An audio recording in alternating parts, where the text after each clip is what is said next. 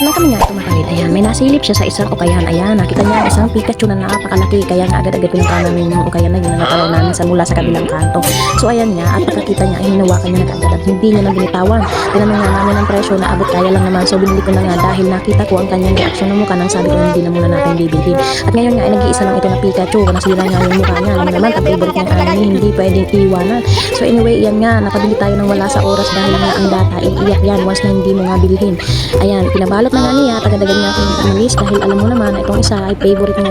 At di nga namin expected ko na ganito na makikita namin siya dahil ang Pikachu ay limited lamang. Hindi namin mahanap-hanap niya kahit saan tindahan. Ang Pikachu talaga ay limited lang. Kahit pumunta ka sa mga mall, hindi mo siya basta-basta makikita. Yung nabili ko nga last year, Pikachu, ang liit-liit niya 145 dirham. So anyway, ito naman dahil nasa ukayan siya, kaya binigyan tayo ng discount. So anyway, affordable lang naman siya, tapos 25% discount pa. O ayan, kung makikita nyo guys, tuwang-tuwa talaga siya na halos hindi niya na talaga bitawan yung mukha niya, hindi talaga magkaando ang ngisi niya, grabe. So sabi ko sa kanya, paano natin dadalhin yan? Sabi niya, okay lang, basta Pikachu ang malaki, walang kahirap-hirap yan. So ayan, ang ngiti niya talaga, hindi yan mawala guys, hanggang sa pag-uwi namin.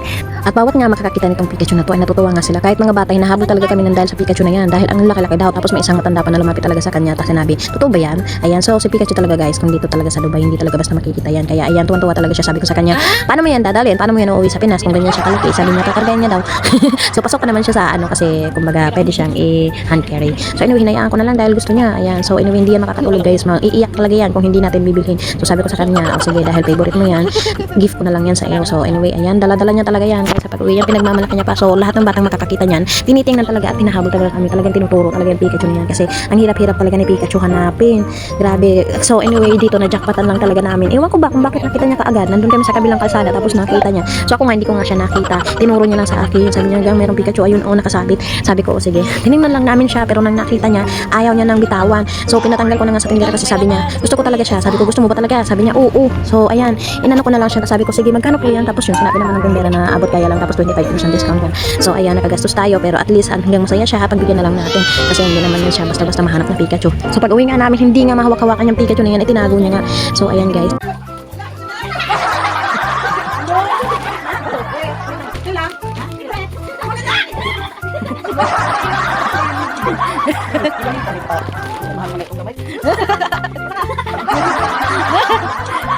Oh, alam mo niya natin kung magkano.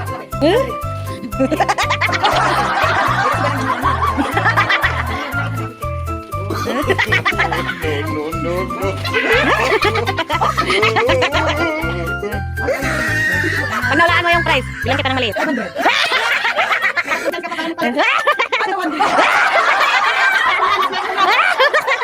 Sinabi na yung price, hindi mo pa alam.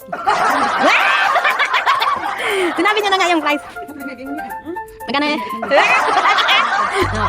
Last chance. Last chance, magkano? 650. Cinta lang yan. Nakakita niya sa tira. No. Linisan mo na yan. Nagunaw ka na.